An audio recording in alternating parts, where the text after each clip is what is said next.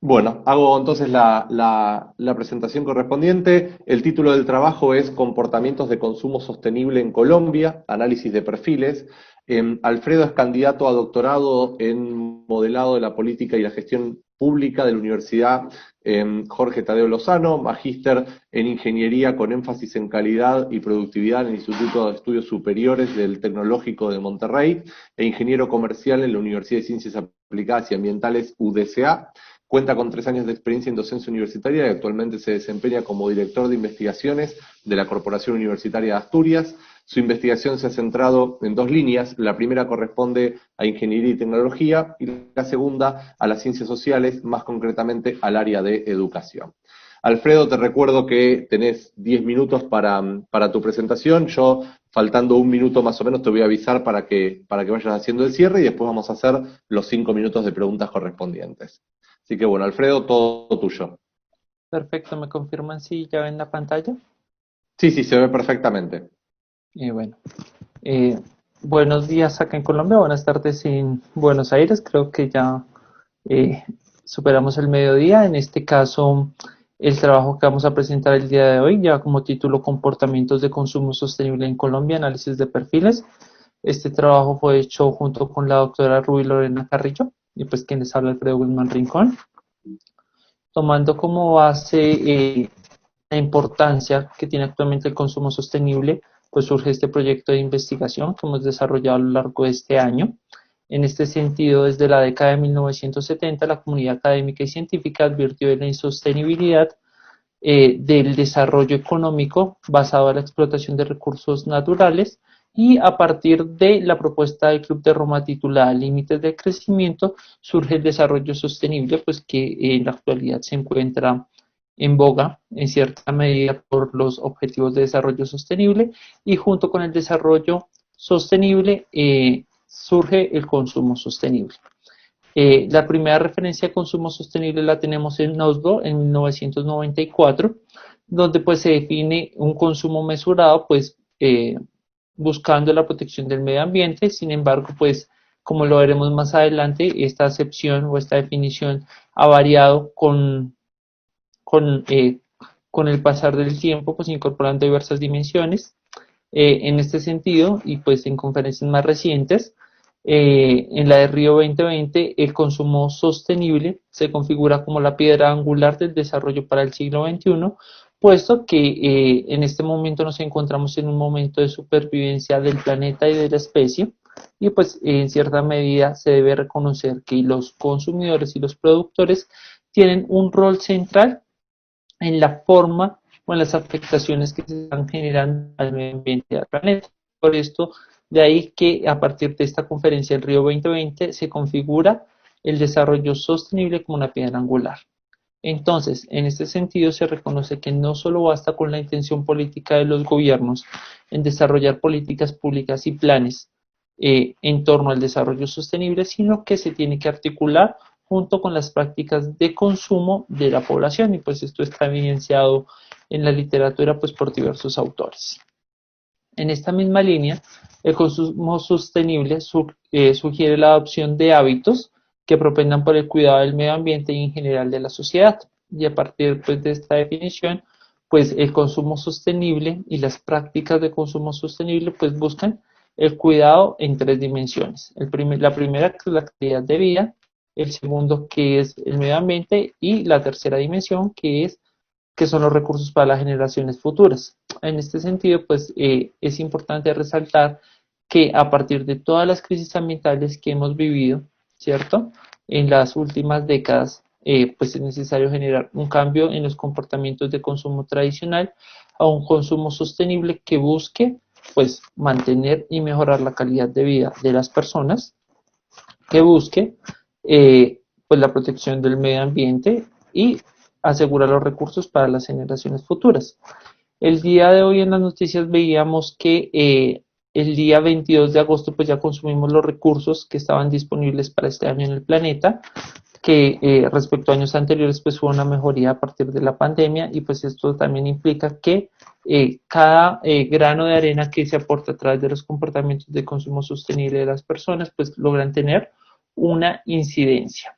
En este sentido, pues la literatura no da cuenta de los comportamientos de carácter holístico. Por lo general siempre se suelen analizar las dimensiones de manera parcial, y pues en ese análisis de las dimensiones de manera parcial pues no se logra incluir o tener un análisis del fenómeno de comportamiento de manera completa. Y pues en el caso de Colombia pues los esfuerzos se han centrado en el consumo sostenible, pero más que analizar sus prácticas pues relacionadas con múltiples variables como es la educación ambiental, el desarrollo de productos verdes, y el más acercado a prácticas ha sido el tema de ahorros de servicios públicos en poblaciones vulnerables. Entonces, bajo este contexto, pues buscamos, este trabajo buscó establecer los perfiles de los individuos mediante los comportamientos de consumo sostenible en Colombia, y pues a continuación pues presentamos lo que vamos a desglosar en la presente ponencia. Entonces, el marco teórico, los principales hallazgos, la metodología y las conclusiones. En este caso, respecto al marco teórico, es importante reconocer que al referirnos a comportamientos de consumo sostenible, la literatura da cuenta de tres factores o tres dimensiones, en este caso la calidad de vida, que refiere al bienestar del individuo, y al referirse al bienestar del individuo, pues esto va acompañado de las prácticas que ejecuta pues para disminuir su impacto en el medio ambiente, el cuidado del medio ambiente, que refiere a la compra de ciertos productos o a la utilización de ciertos servicios que se caracterizan por tener un bajo impacto ambiental o una huella de carbono cercana a cero, y pues recursos y el aseguramiento de los recursos para las generaciones futuras, que habla de que nuestros comportamientos no solamente están ligados a lo que hacemos en la actualidad, sino que reconocemos que estos tienen una fuerte incidencia en lo que suceda en el futuro. A partir de este marco teórico de comportamiento del consumo sostenible, pues para dar cumplimiento al objetivo propuesto, se definió un estudio de carácter cualitativo transversal, en el cual pues se tomó una muestra de 393 colombianos que se caracterizaron por ser mayores de edad y estar ubicados en el territorio nacional, y a esta población se les aplicó una escala autorreporte propuesta por Quaquap et al. Esta escala evalúa las tres dimensiones anteriormente descritas, y pues que nos permiten hacer un análisis holístico de las prácticas de consumo en el territorio nacional.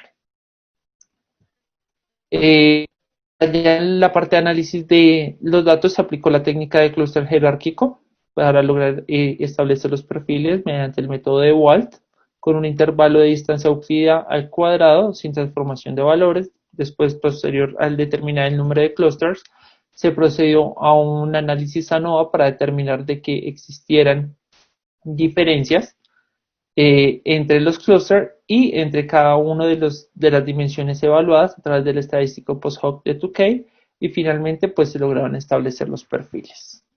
Entonces, bajo este contexto, pues se lograron establecer tres clusters mediante el análisis jerárquico. El primero compuesto por 190 sujetos, de los cuales que representan el 48.3% de la muestra, el segundo por 82 sujetos y el último por 121 sujetos. En este caso es importante resaltar que a través del estadístico ANOVA de un solo factor, pues a través de los tres factores se detectan diferencias significativas entre los clústeres. Por consiguiente, se puede afirmar de que estos clústeres presentan comportamientos diferentes en lo que concierne al comportamiento de consumo sostenible, a sus comportamientos de consumo sostenible. Posterior a esto se aplicó la prueba post-hoc de Tukey, pues determinando de que solamente para el clúster 1 y 3 no existían diferencias en la dimensión de calidad de vida. Por consiguiente, esta dimensión, los sujetos presentan comportamientos similares, y pues a partir de este análisis se definieron los perfiles que a continuación se presentan. El primer clúster es denominado los perfeccionistas, por decirlo de alguna manera, o las personas que están que se encuentran orientados al consumo sostenible. En este grupo pues se caracterizan por presentar comportamientos sostenibles en las tres dimensiones.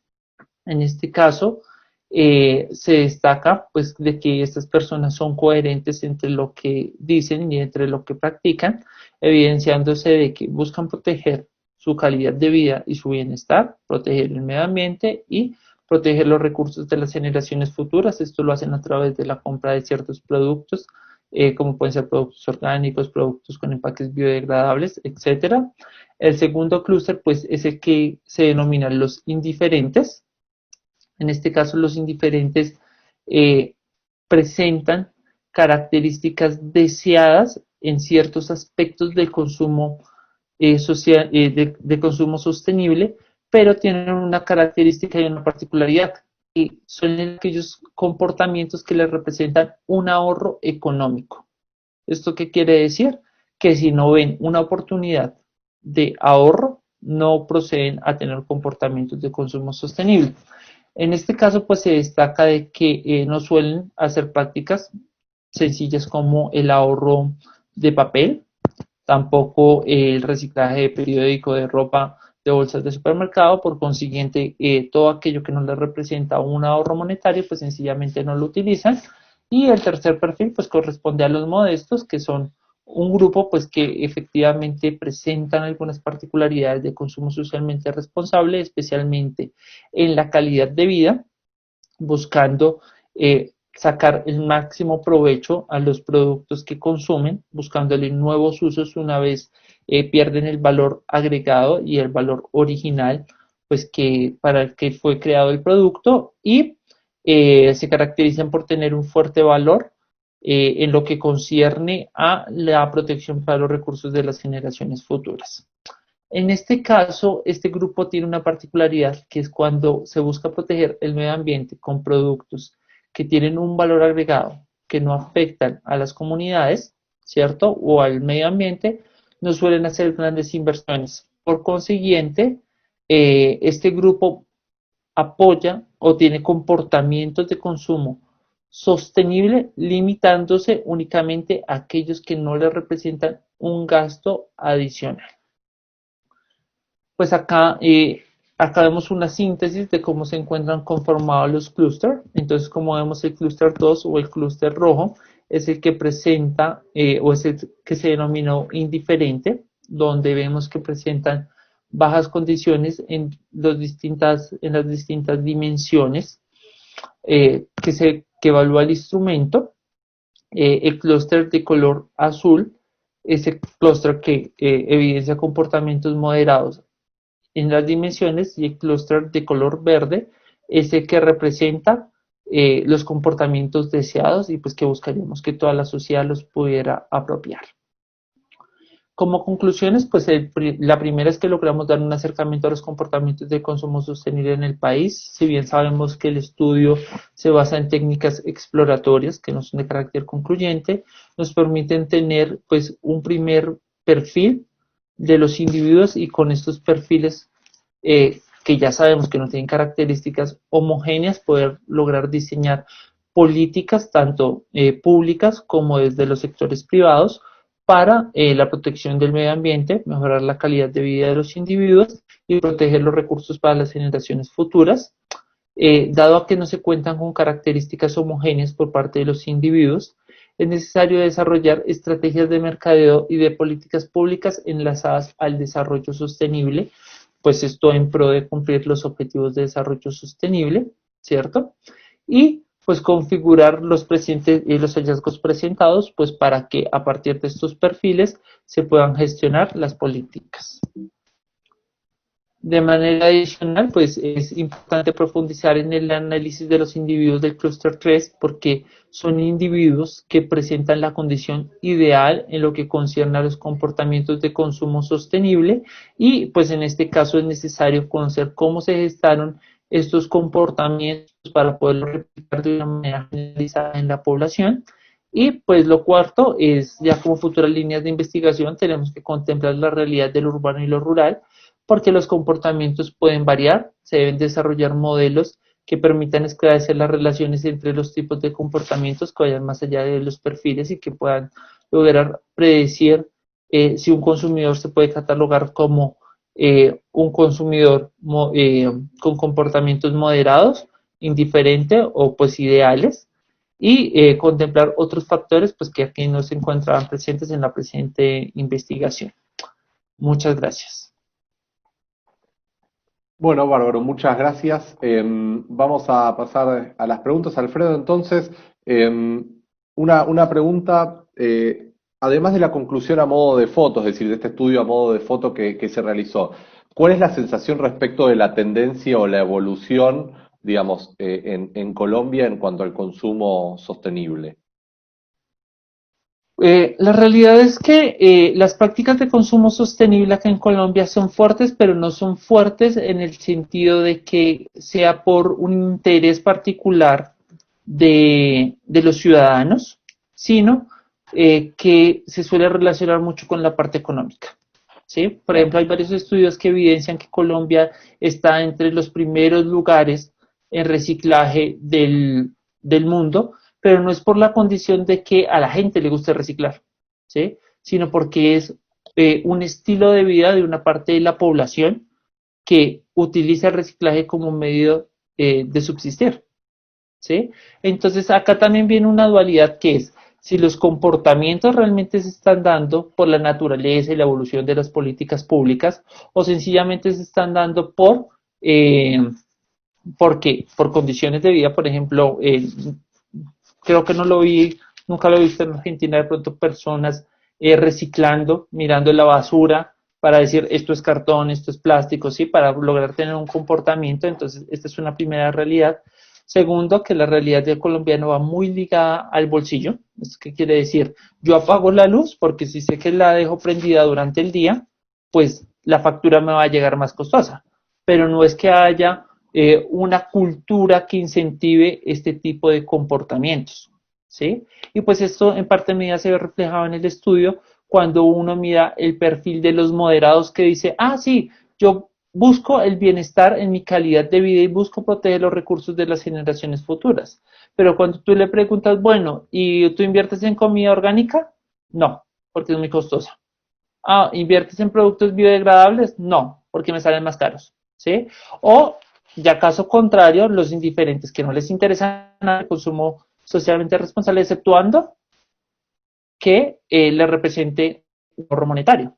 Que este es el ejemplo de que, ah, sí, no, es que yo apago la luz porque si no me llega más cara. No, yo cierro el grifo o la llave porque si dejo la goterita se me va a subir más el consumo de agua y pues voy a tener que pagar más. ¿Sí? Por ejemplo, acá en Colombia, por el fenómeno del niño, ¿sí? Que es un fenómeno de sequías, pues que se da una temporada, como ustedes saben, Colombia no tiene estaciones, pero sí tiene unos periodos de sequías, ¿sí? Muchas veces se hacen racionamientos de consumo de agua, pero esos racionamientos no es que se te deje prestar el servicio, sino que después de tantos metros cúbicos consumidos te cobro el doble.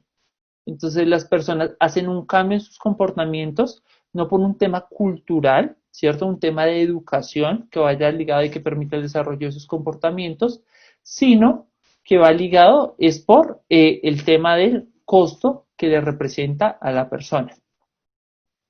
Claro, exactamente. Y acá hay un comentario que me parece interesante para reflexionar sobre él, ¿no? Que tiene que ver un poco como, que es un comentario que dice Cecilia, respecto de la cultura de casa que debe expandirse a la sociedad, ¿no? Ella plantea que en su casa sí se cuida el servicio del consumo, ¿no? Pero que no se puede generalizar. Pero es verdad respecto del punto de fomentar los hábitos desde el hogar, ¿no? ¿Qué opinas de eso?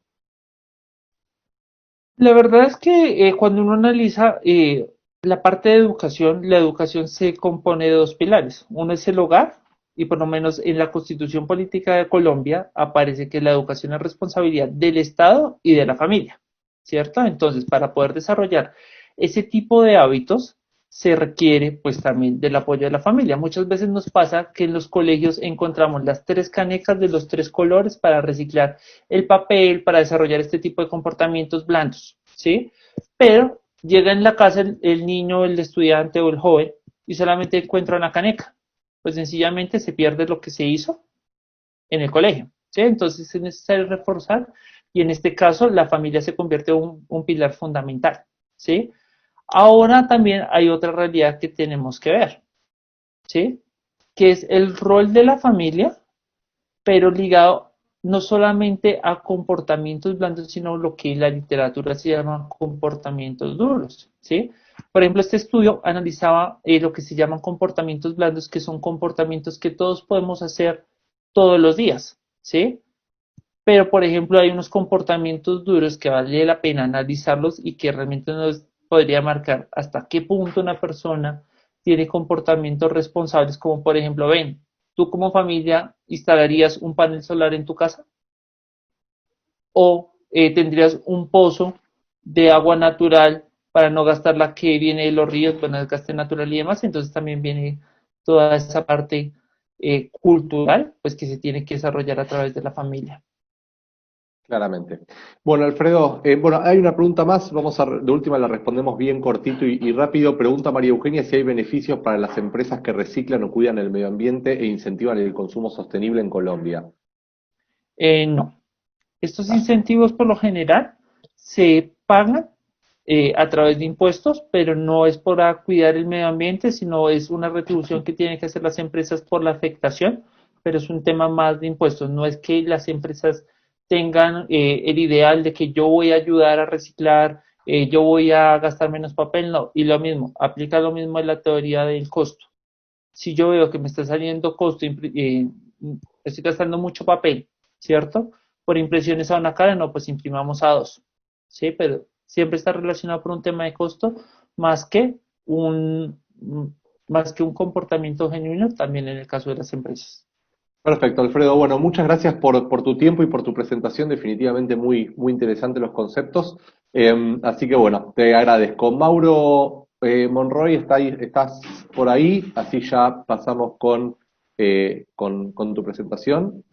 ¿Qué tal? Muy buenos días. ¿Cómo están allá Hola en Mauro, ¿cómo Argentina? estás? Buenas Todo muy tardes. bien. Buenas tardes allá en Argentina. Buenos días aquí en La Paz, México. ¿Cómo están?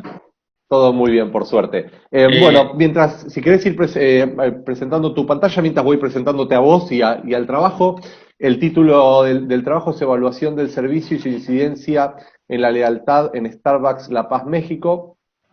Mauro Monroy Ceseña es profesor e investigador en el Departamento Académico de Economía, con estudios en licenciatura en Administración de Empresas, maestría en Ciencias de la Administración y doctorado en Ciencias Administrativas. Posee estudios en el área de mercadotecnia de servicios, específicamente calidad en el servicio y satisfacción del cliente. Ha realizado investigaciones en el ámbito de la calidad en el servicio y satisfacción del cliente a la Cámara Nacional de la Industria Restaurantera y Alimentos Condimentos en los destinos turísticos de La Paz y Loreto, Baja California Sur, así como también un estudio de percepción del servicio a la institución financiera BBVA Bancomer. Bueno, Mauro, te recuerdo que tenés tus 10 minutos para la presentación y después hacemos 5 minutos para preguntas. Será un placer, por supuesto que sí. Todo tuyo.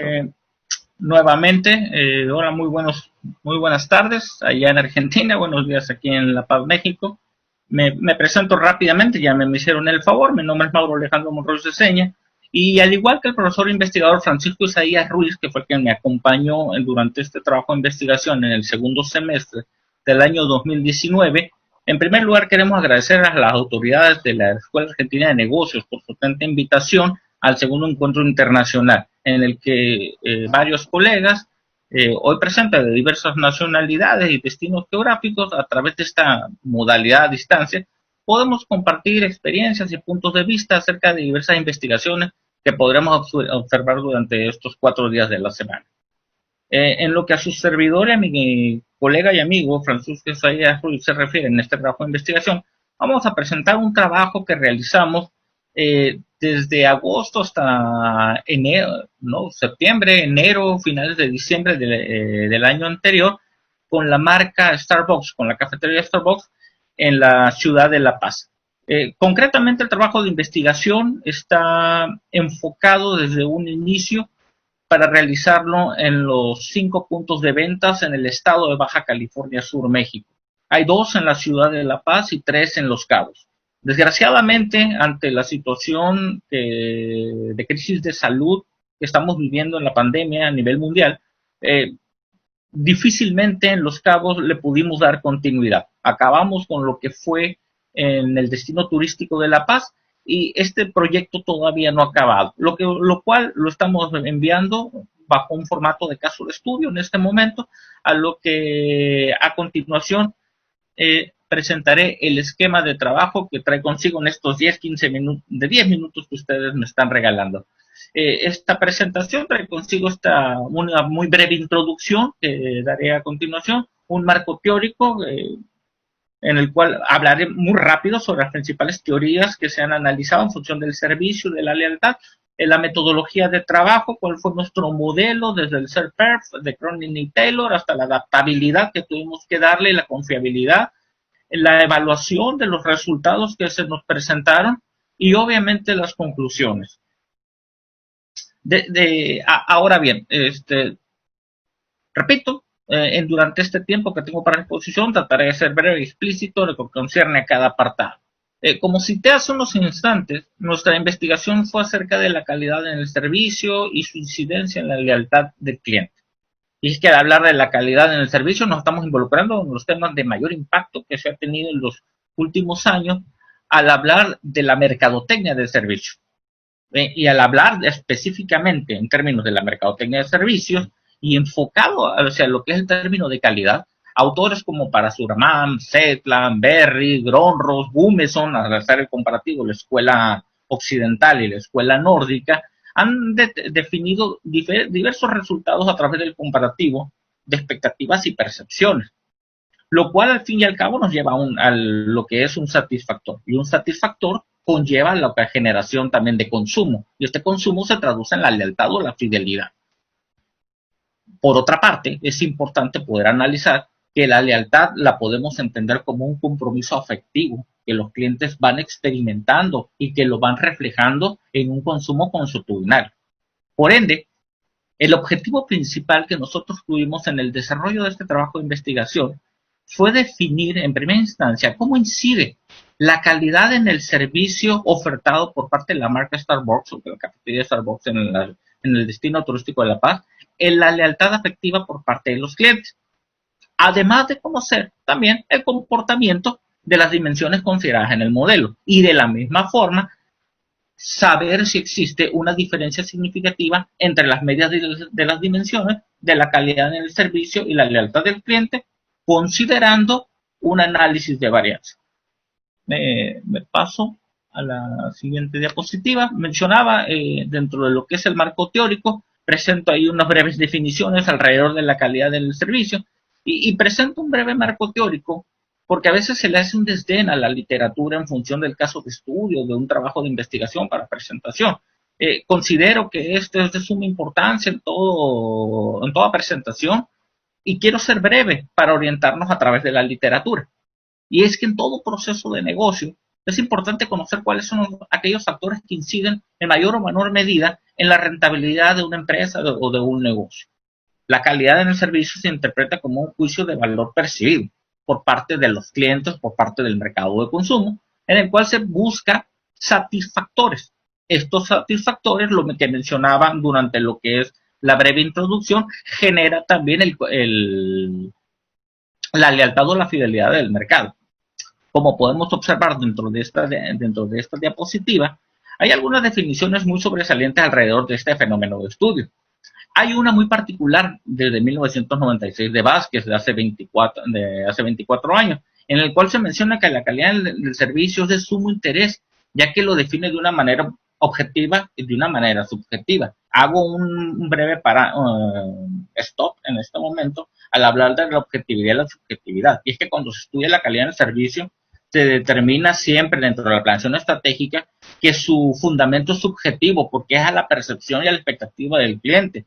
Pero cuando dentro de la administración de empresas esto se traduce en indicadores, pierde esa subjetividad y lo convertimos en un medidor o en un parámetro para establecer nuestro rendimiento en función de lo que el mercado prefiere o no prefiere adquirir.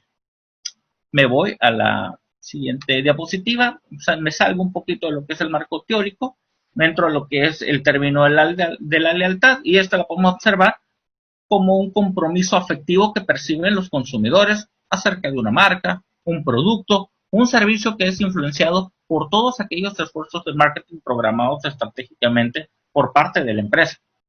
Al citar los esfuerzos de marketing, quiero dirigirme muy particularmente a dos del sustento que se analizan en la filosofía de la mercadotecnia, que es el esfuerzo de venta y la fuerza de ventas que componen las organizaciones en la búsqueda continua de la satisfacción del cliente.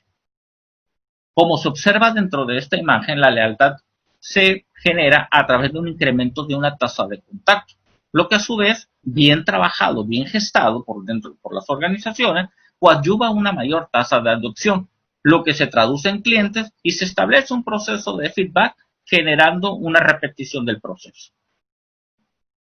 Saliéndome dentro de lo que es el fundamento y el análisis primario, entramos a lo que es la metodología que nosotros utilizamos.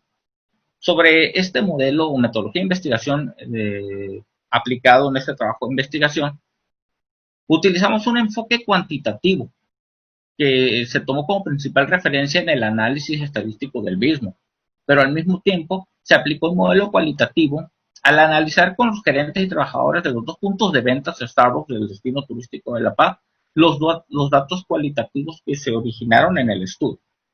Para conocer la confiabilidad del instrumento, tuvimos que elaborar en función o una elaboración propia a partir de Cronin y Taylor en 1994 en un modelo conocido como SERPERF, que es el estudio de las percepciones del servicio, a lo cual sacamos el estudio de las expectativas. Nosotros a este modelo de Cronin y Taylor le adaptamos el término de lealtad afectiva, lo cual nos llevó forzosamente a aplicar un estudio de confiabilidad con el alfa de Cronbach. Estamos analizando dentro de lo que es la fórmula del alfa de Cronbach, ahí en la fórmula, el valor de K, que son los ítems que se utilizaron en el desarrollo de esta investigación, así como los valores de las varianzas totales y de la sumatoria de las varianzas individuales.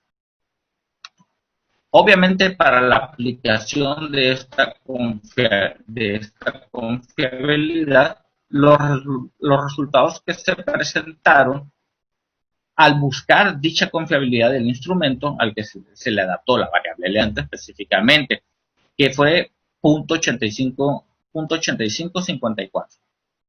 El resultado que se originó demostró desde el punto de vista de Domínguez y Merino, como aquí lo cito también en la diapositiva en el 2015, que la estadística muestra confiabilidad para poder investigar lo que realmente deseamos y cumplir con nuestro objetivo. Permítanme.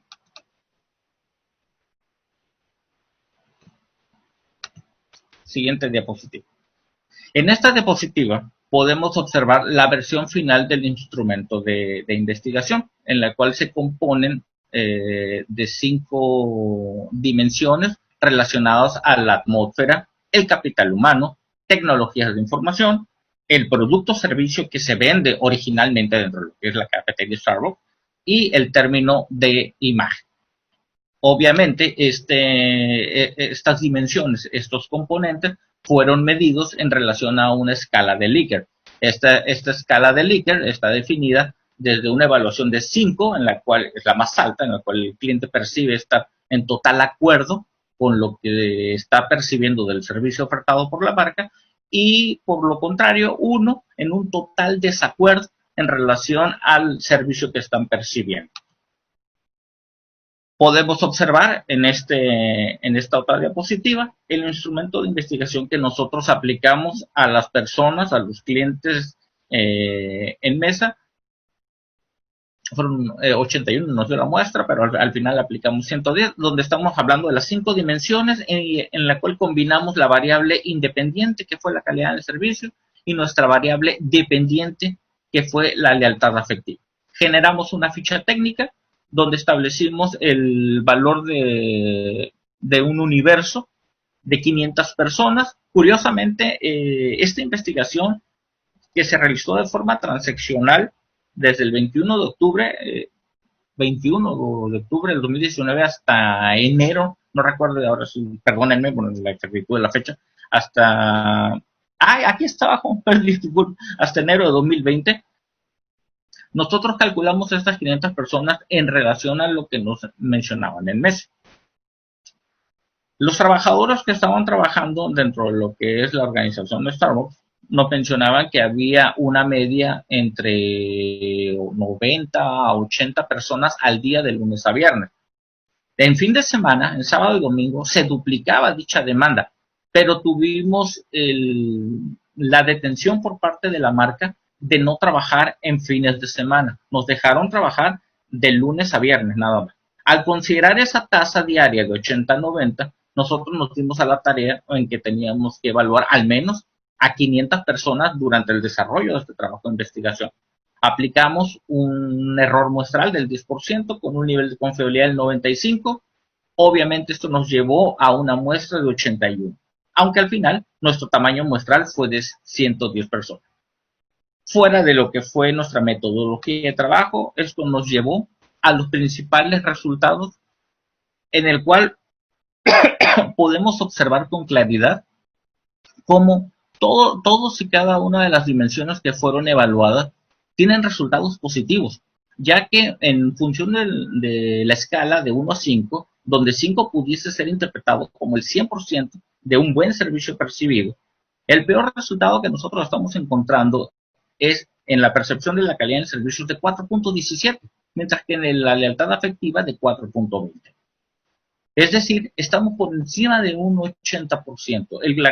El cliente de los 100 días que aplicamos en las medias de estas dimensiones, por lo menos están de acuerdo en recibir un buen servicio. El comportamiento de estas dimensiones, como se ve en este gráfico, es un zigzag, pero es un zigzag que tiene una base de 4.10, lo cual conlleva a resultados positivos desde un punto de vista estratégico para la marca.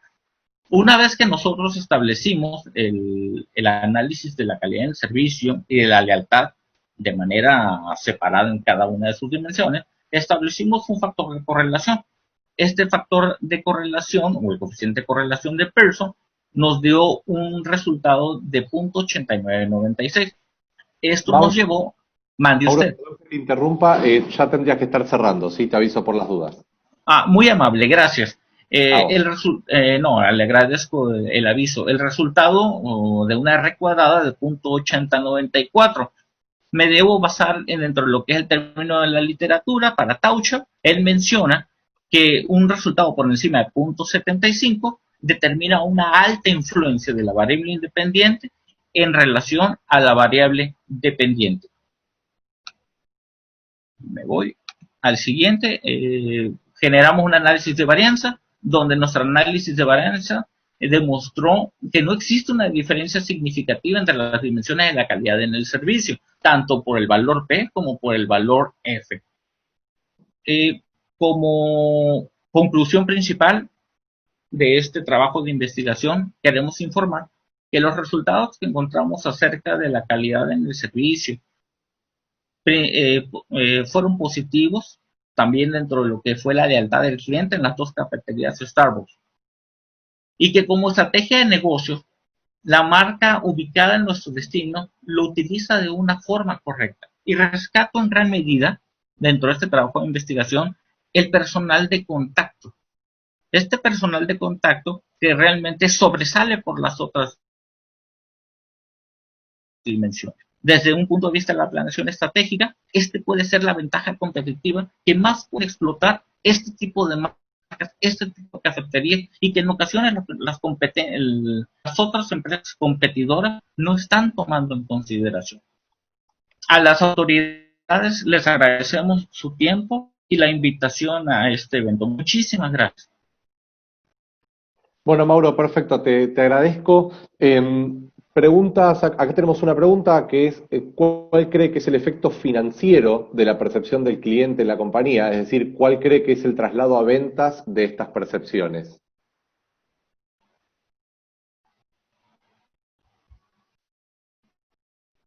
Mauro, ¿me escuchás? Discúlpeme, hay un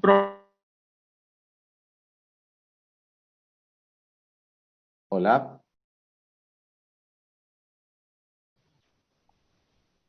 Creo que Mauro se desconectó, Bueno, me parece que tiene un problema técnico. sí, ahí lo veo conectado a Mauro, pero bueno. ¿Me escuchan? Ahora sí, Mauro, te escucho. No, a sus órdenes, dispénseme. La pregunta no la alcancé a escuchar.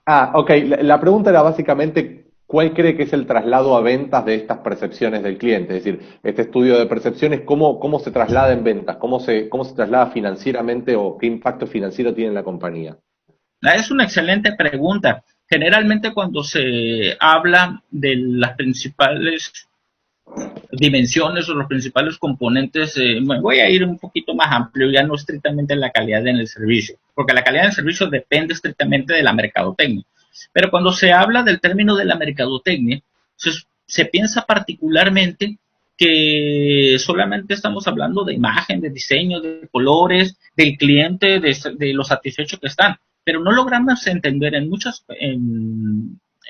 otros términos que el tener un cliente satisfecho se traslada en un apartado que mencioné durante esta exposición, en un consumo consuetudinario por parte de estos clientes o consumidores. Esta satisfacción que genera una venta repetitiva es lo que también se traslada, como bien ustedes me lo citaron, o se traduce en ingresos constantes para la empresa.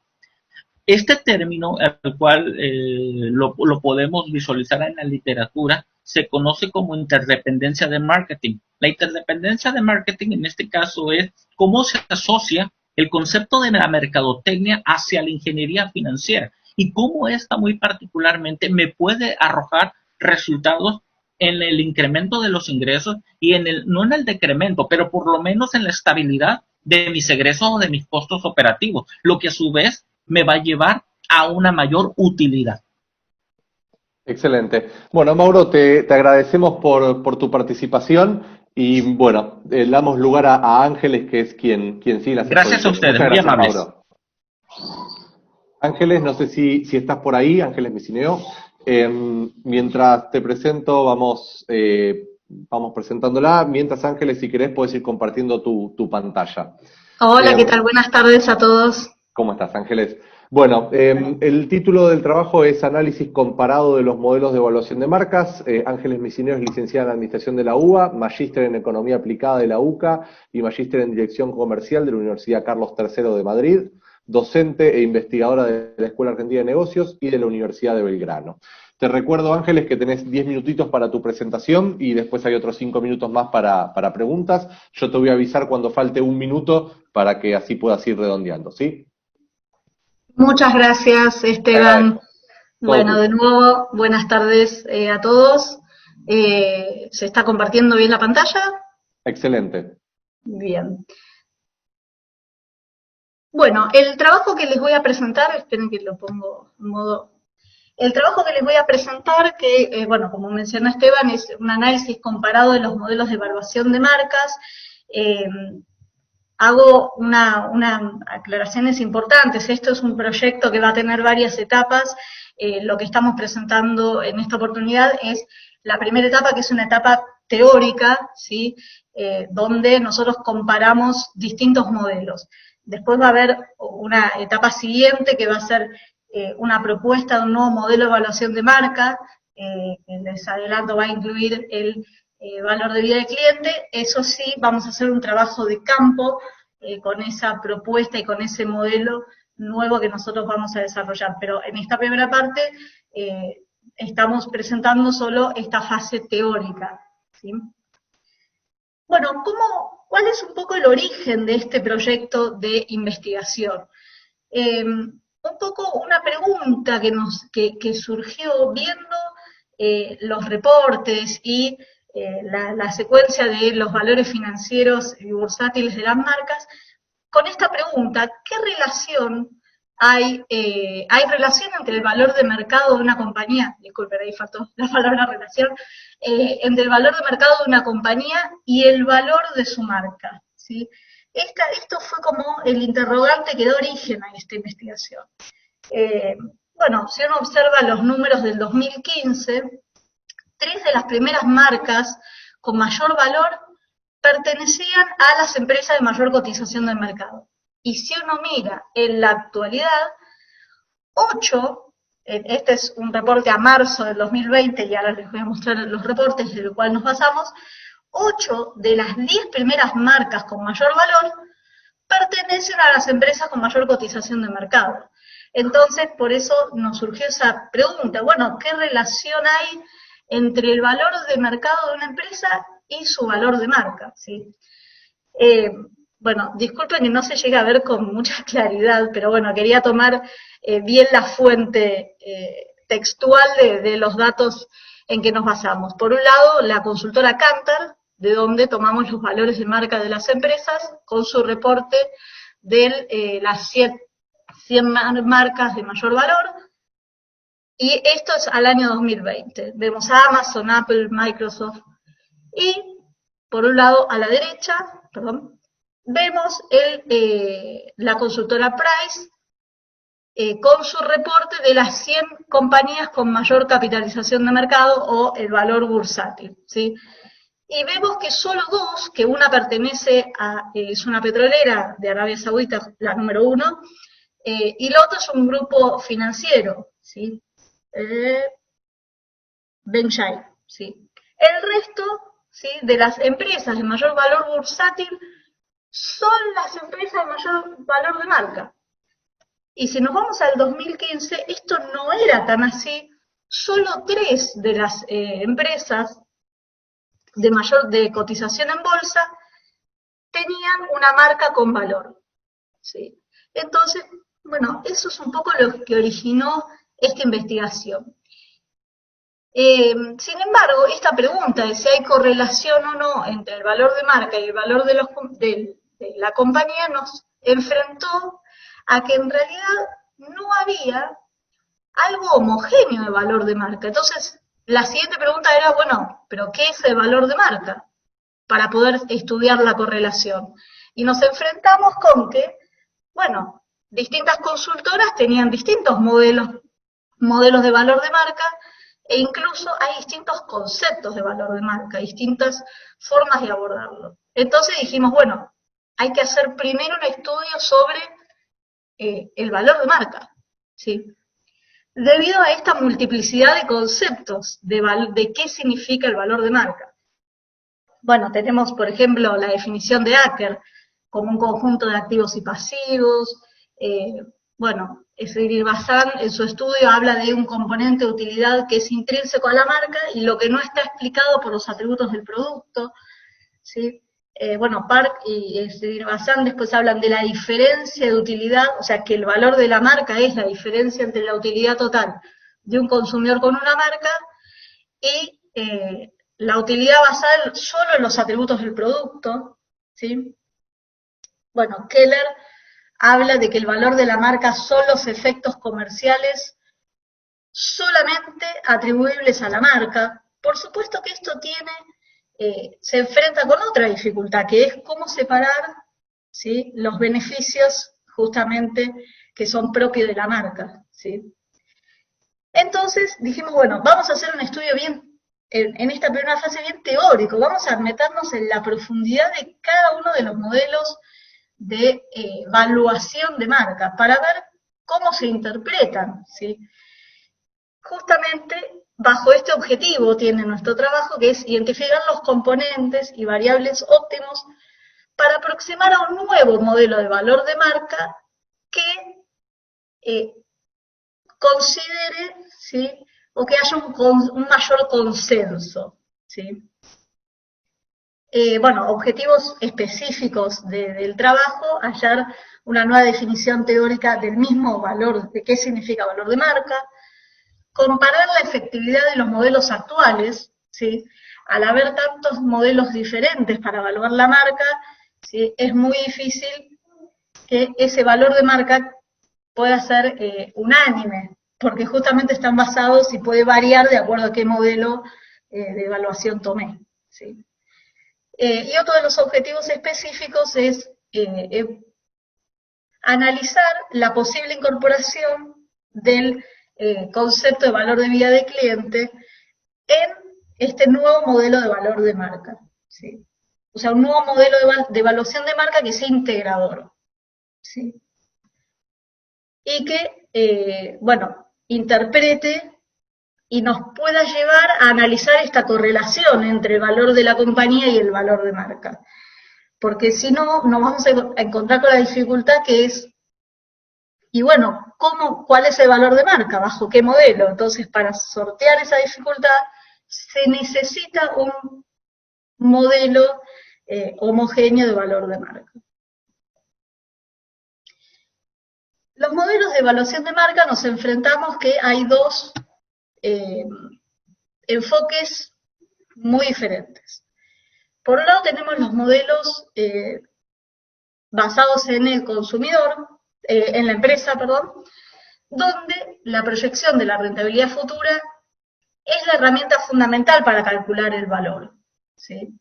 O sea que vincula directamente la rentabilidad de la actividad comercial con el valor de la marca. Y por otro lado, estos modelos basados en la empresa entienden a la marca como un activo, ¿sí? Del cual yo lo que tengo que calcular es su rentabilidad, ¿sí? Entonces, la variable es el cálculo del ROA del gasto inversión en branding. Por otro lado, vemos que hay otro enfoque, que son los modelos basados en el consumidor, ¿sí? Donde hay un desarrollo en profundidad y son estudios están basados en estudios más bien exploratorios, ¿sí? Donde acá yo lo que analizo es los conceptos propios de que hacen al cliente: preferencia, relevancia, notoriedad de marca, identidad de marca, ¿sí? Tratan de explicar, ¿sí?, estos modelos y capturar el valor mediante estos conceptos, ¿sí? Relevancia, identidad, ¿sí?, notoriedad. Por supuesto, tratan de expresar una aproximación mucho más real del valor de la marca, porque lo que intenta es que la marca sea en realidad la concepción del cliente en el sentido de lo que está dispuesto a pagar, ¿sí? Y esto es algo que atraviesa todos los modelos. Por supuesto, el valor de marca tiene implícito, ¿sí?, esto de lo que estás dispuesto a pagar. El problema es metodológico, cómo capturar ese valor, ¿sí?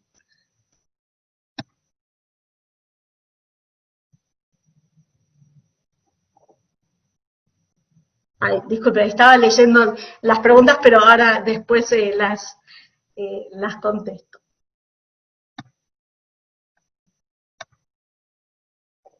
Bueno, la metodología del trabajo, por supuesto, es descriptivo. Lo que nos interesa en esta parte, en esta fase del trabajo, es analizar de los autores los consensos y diferencias para saber si es posible armar un modelo que sea que tenga mayor consenso, ¿sí?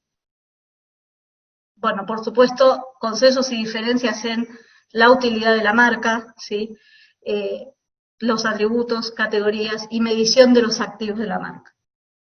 Eso es lo que se va a tratar esa es la metodología de este trabajo, ¿sí? Comparar los diferentes autores para ver los consensos y diferencias. Resultado, ¿en qué nos encontramos cuando analizamos en profundidad los modelos de evaluación de marca? ¿Sí? Que hay disidencias en la concepción de la utilidad de la marca, ¿sí? Que otras de las disidencias que encontramos es en cuanto a la necesidad de disociar del valor percibido en el consumidor de aquellos atributos que son propios del producto de aquellos atributos que son propios de la marca. Algunos modelos no entienden que hay que disociarlos y otros modelos entienden que sí, que realmente hay una disociación, ¿sí?, entre atributos propios del producto y atributos propios de la marca. Bueno, encontramos disidencias en los componentes del valor de la marca, y Acker planteó de manera clara que la evolución del concepto de valor de marca implicaría incorporar el valor actual del multiplicador de ganancia, lo llamó él, ¿sí?, pero no lo desarrolló en profundidad, como sí hizo con los elementos activos y pasivos de la marca. Bueno, justamente el modelo de Acker sentó las bases para incorporar el poder que tiene la marca para generar ganancias futuras en el modelo de evaluación. Y asocia el rendimiento de los activos con la capacidad para mejorar el valor para el consumidor. ¿Sí? O sea que vincula las actividades de branding, ¿sí? O sea que asocio el rendimiento de los activos, o sea, la inversión que yo voy a hacer en los activos, y cómo esa inversión en los activos pueden mejorar la capacidad, mediante su capacidad pueden mejorar el valor para el consumidor.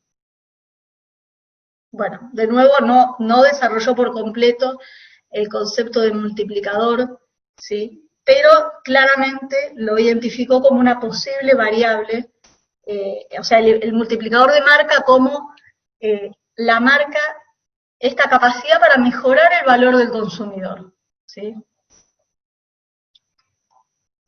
El modelo de Park, el modelo de Park y Srinivasan incorpora el sesgo, ¿sí?, que genera el impacto de las asociaciones en la marca en la percepción de los atributos del producto, ¿sí? Entonces captura las diferencias entre el valor de los atributos objetivamente medidos y la percepción subjetiva de los mismos, o sea, cómo una marca influye sobre la percepción de los atributos del producto, ¿sí?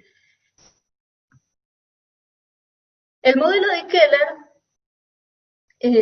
analiza en profundidad el comportamiento del consumidor y analiza en profundidad cómo, o sea, que es el modelo más completo de lo que es basados en el consumidor, o sea, que interpreta preferencia, relevancia, ¿sí?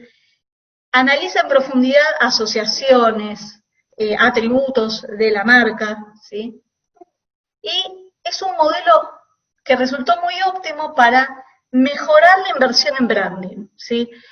Modelos que mejoraron la notoriedad, o sea que el modelo ayuda a mejorar la notoriedad de la marca, pero no tanto para evaluar la marca en sí, sino como referencia para construir branding, ¿sí? Para hacer políticas de branding. Este modelo es muy cualitativo, ¿sí? Resulta insuficiente para, como modelo cuantitativo para calcular el valor de la marca, en el sentido de que este valor capture el beneficio para el consumidor expresado en cuánto está dispuesto a pagar por un producto comparado con otras ofertas, y que sea la marca una variable que explica el aumento de la rotación de compra. Porque Keller avanza en esto y dice, bueno, es verdad de que la marca mejora el rendimiento, ¿sí? Un poco lo que planteaba Acker, mejorar el rendimiento. Ángeles, por favor, si podemos ir redondeando, ¿sí? Porque nos estamos yendo sí. de tiempo. Gracias. Bueno, decía, Acker planteaba esto del rendimiento de los activos para mejorar el valor para el consumidor en el futuro, o sea, para mejorar las ganancias. Bueno, Keller plantea lo mismo, ¿sí? Y por último tenemos el modelo de Simon Sullivan, que realmente es un modelo basado en la firma, donde captura el valor de marca partiendo del valor de las acciones de la empresa, ¿sí? Es el modelo más completo financiero, sería, ¿sí? Donde aborda al valor de la marca analizando los retornos de la inversión en forma de si la marca logra precios superiores, y en la forma de en qué manera la marca reduce los costos de comercialización, por ejemplo, para lanzamiento de nuevos productos.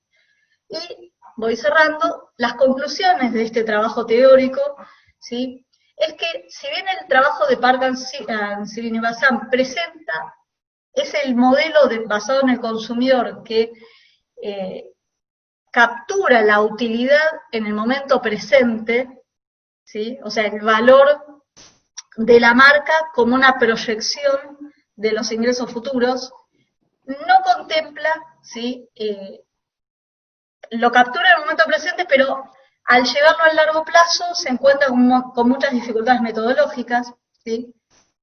Y el resto de los modelos basados en el consumidor no permiten operar estadísticamente. bueno, avanzo. Me quedaba la última conclusión. Un nuevo modelo sólido de valor de marca debería contemplar entonces ambos enfoques, tanto los basados en el consumidor como a nivel de la firma. Entonces, una posible incorporación del valor de vida del cliente podría capturar tanto los efectos del comportamiento del consumidor como ser una medida económica homogénea del rendimiento a largo plazo de la marca, ¿sí? Con su perspectiva correlación con los beneficios de la empresa. Bueno, les dejo acá la bibliografía de base, ¿sí? Disculpen, avancé un poco rápido, esta investigación es bastante teórica, pero bueno, no podía poner en la presentación en profundidad todos los modelos, sino las conclusiones a las que llegamos, ¿sí? Del modelo de Simon Sullivan realmente es un modelo sólido financiero para calcular la marca, pero tiene dificultades metodológicas en cómo capitalizar en el flujo de efectivos los activos de la empresa. O sea, una vez que se capitalizaron los flujos de efectivo atribuidos a los activos de la empresa, bueno, eso mismo, ¿cómo calcularlo? ¿Sí? ¿Cómo capitalizar esos flujos de efectivo vinculados con la marca? ¿Sí? Bueno, hasta acá, y ahora lo más interesante que son las preguntas de ustedes. Gracias, Esteban. Ángeles, ¿cómo andás? Bueno, a ver, estamos muy cortitos de tiempo, hay que cerrar la mesa, por eso no tenemos tiempo para preguntas, pero queda la pregunta en el chat, si querés responderla y la leen por ahí, digamos, así no demoramos las mesas que siguen. Así que, bueno, gracias Ángeles, gracias a todos, un poco para hacer una conclusión cortita, este módulo iba o giraba en torno a productividad y empresa. Yo creo que en algún punto los trabajos fueron girando en torno a cuestiones más modernas de la productividad, es decir, la productividad ya no se concibe como el modelo de Ford, donde lo que importa es el tiempo y el tiempo de producción como único vector de productividad, sino que a través de estos trabajos vimos que hay otros vectores de productividad, como tiene que ver con la sustentabilidad, con la percepción del cliente, con la marca, con los recursos humanos y con el liderazgo, que también son importantes y que también revisten importancia en el análisis de lo que hace la productividad y las empresas. Así que bueno, cerrando un poco este módulo, Guido, no sé si algo más, si no ya te doy la palabra a vos para seguir. Muchas gracias a todos los disertantes de esta mesa, muchas gracias Esteban por haberlo moderado. Y ahora continuamos con la próxima mesa temática referida al sector agropecuario.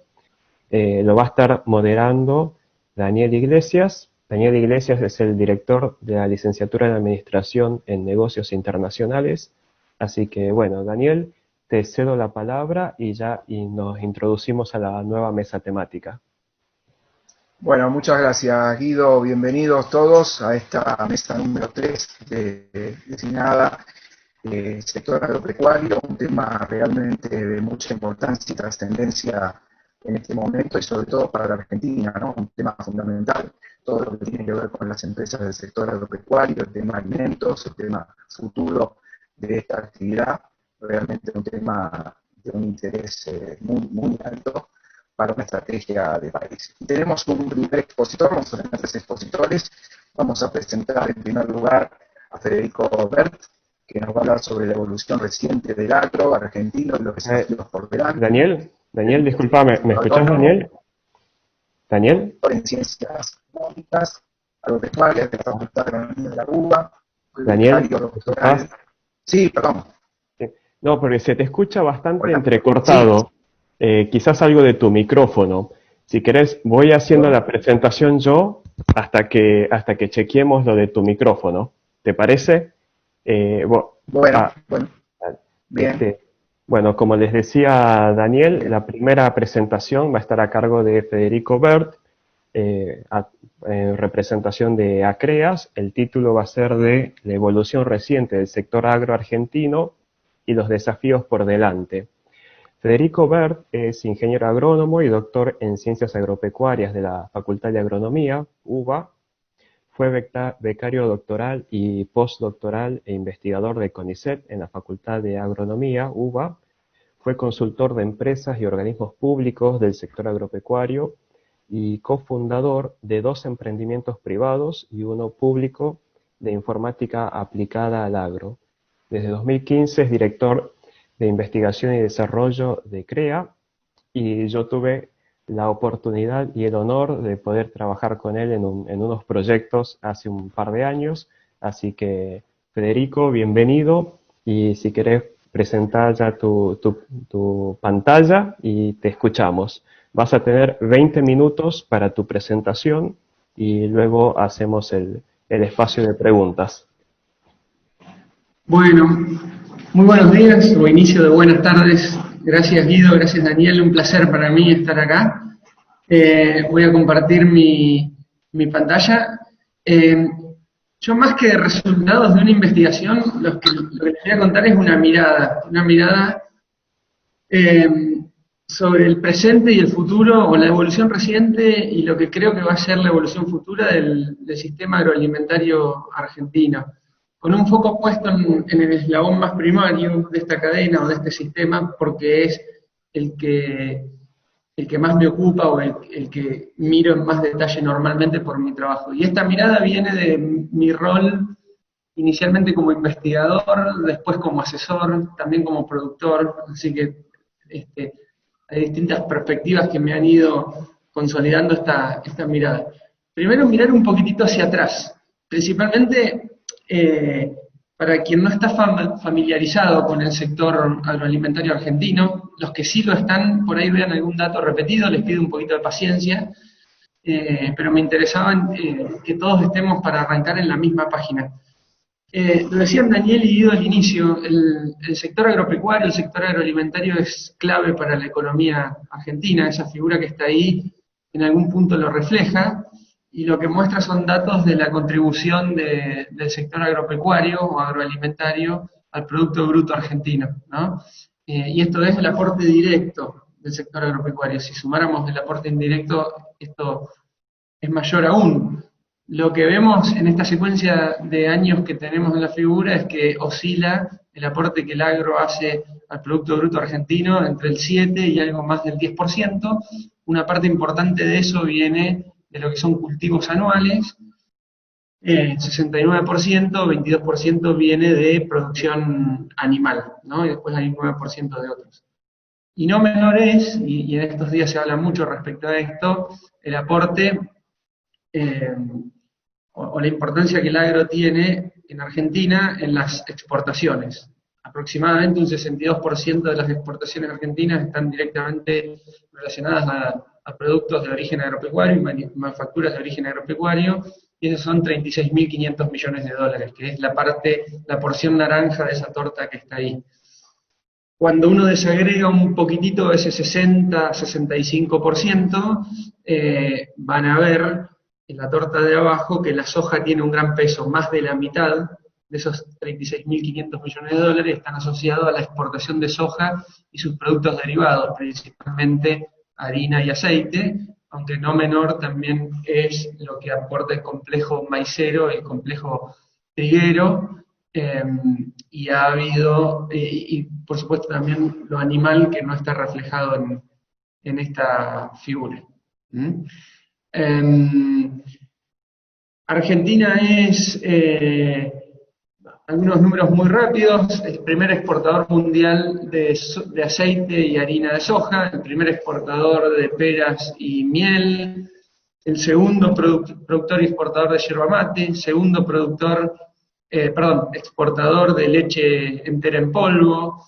Es el segundo país con más área en el mundo de cultivos orgánicos y viene creciendo, y mucho de eso es soja últimamente. Es entre el segundo y tercer productor de maíz, de sorgo, de ajo, dije productor y exportador, y otros tantos números que muestran de alguna manera la relevancia que el sector agroalimentario agropecuario principalmente tiene no solamente para la economía argentina, sino para la seguridad alimentaria global. ¿Qué ha pasado recientemente con las principales actividades del eslabón primario del sistema agroalimentario? Esta figura que está acá muestra cómo evolucionó la producción total de los principales cultivos. Soja, trigo, maíz, girasol, sorgo. Disculpen que las referencias y toda mi presentación en realidad está en inglés. Pasamos de algo así como al inicio de los 80, 40 millones de toneladas, a estar hoy en 120, 140 millones de toneladas, dependiendo del clima del año. Un aumento importante, es decir, que más que triplicó la producción en algo así como 40 años. Una parte importante de ese aumento vino asociado al aumento en la producción de soja, que es lo que muestra la figura verde que apareció ahí, que pasamos de casi nada en los 80 a 50 millones, casi 60 millones de toneladas en la actualidad. Y parte del aumento también, que esa curva roja que apareció, se debe a que hubo una expansión del área. Y esto se lee sobre el eje derecho. El área agrícola se expandió en Argentina, pasamos de unos 20, 17, 18 millones de hectáreas, allá en los 80, a unos 35, 36 millones de hectáreas acá, en la actualidad. Pero noten que multiplicamos por 3 la producción de cultivos de granos, habiendo multiplicado por 2 el área, indicando indirectamente que hubo un aumento en la productividad muy significativo también. Y han pasado muchas cosas en este tiempo, ¿no?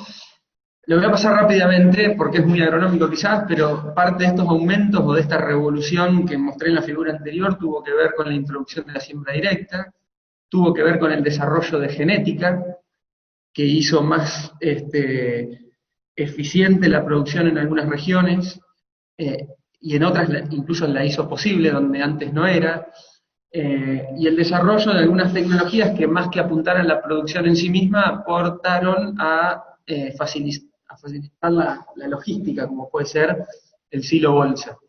Es decir, bolsas gigantes de nylon reforzado, en donde se puede almacenar temporariamente la cosecha, y que fue fundamental para esta expansión agrícola, porque la infraestructura instalada que había antes para el almacenamiento de granos no hubiese alcanzado con un crecimiento tan rápido de la producción.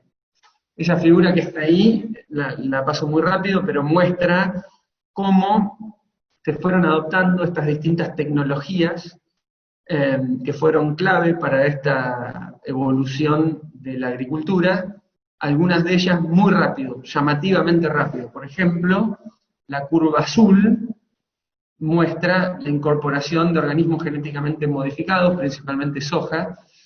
En cuestión de poco tiempo, de pocos años, 3, 4 años, se logró una adopción casi total de este tipo de variedades e híbridos. Y después ahí están el resto de las tecnologías, no quiero ir una por una porque tenemos tiempo acotado. ¿Qué pasó con la producción ganadera? Esto que está acá muestra la evolución reciente de la producción ganadera bovina. Y acá hay dos cosas, los puntos son la producción neta, y la línea, la curva, es la tasa la faena, digamos, ¿no? ¿Qué quiero mostrarles con esto? Perdón, y apareció también el stock, es decir, la cantidad de vacas o de animales que hay en todo el país. ¿Qué es lo que vemos acá? Vemos que en realidad, en una primera parte, hace ya varios años, esta figura arranca desde 1947, hubo un aumento en la producción. No podemos reconstruir toda la curva, pero eso fue en parte asociado a un aumento en el stock, en la cantidad de animales.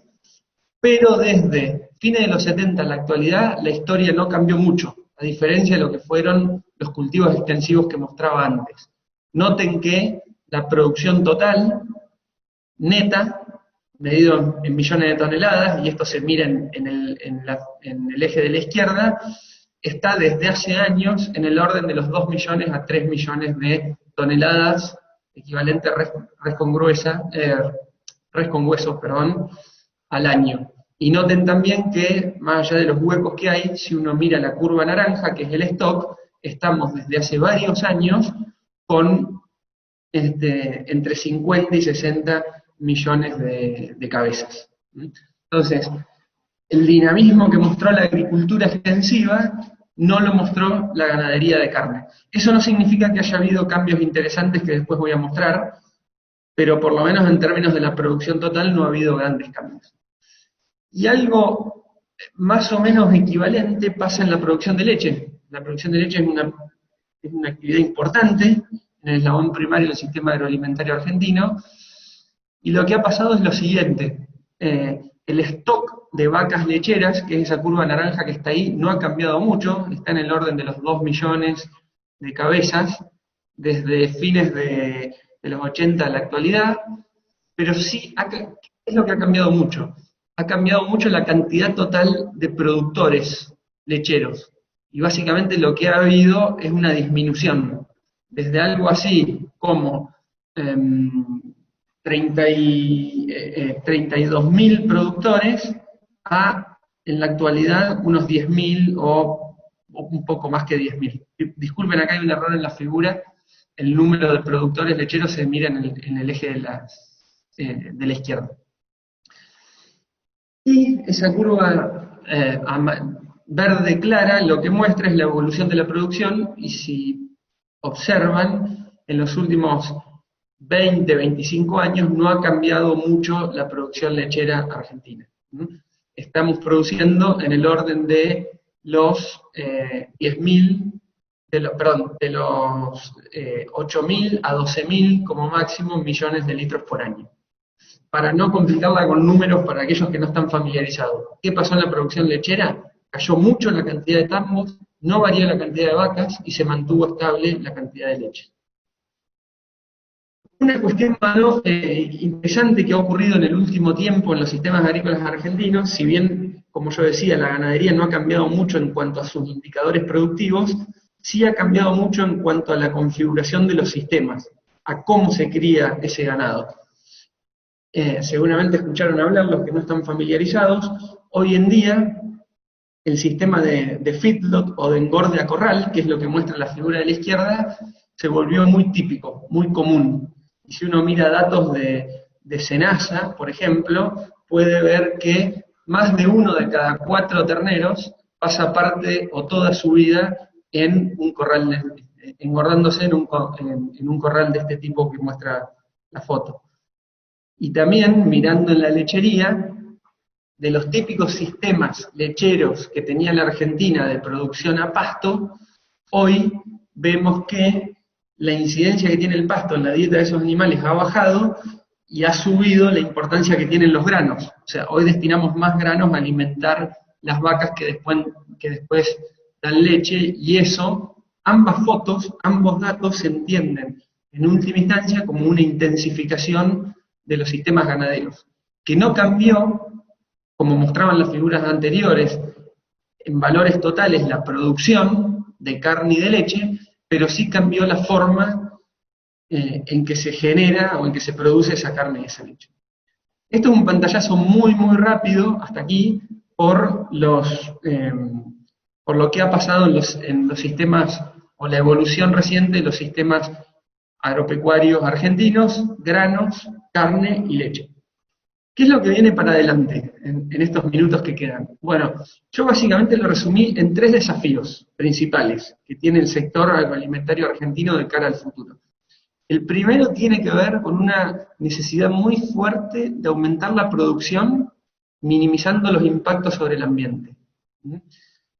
¿Qué muestra esta figura que está ahí?